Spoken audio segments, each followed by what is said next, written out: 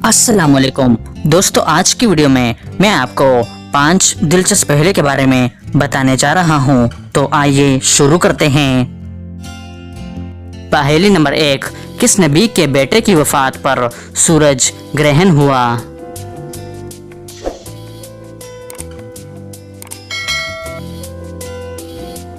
इसका सही जवाब है आप सल्लल्लाहु अलैहि वसल्लम के लख्त जिगर इब्राहिम के वफात पर सूरज ग्रहण हुआ।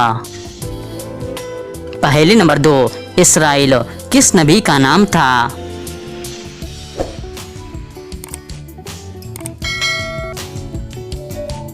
सही जवाब है हजरत याकूब अलैहिस्सलाम।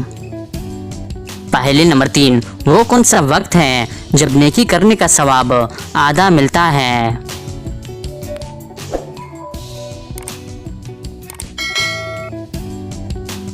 इसका सही जवाब है मर्जुल मौत के वक्त।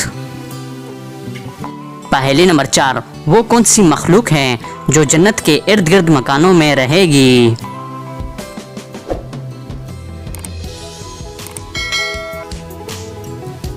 सही जवाब है जिन्नात।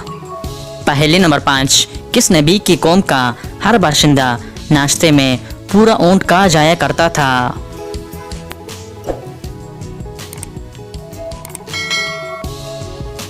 इसका सही जवाब है हजरत हूद अलैहिस्सलाम की कौम।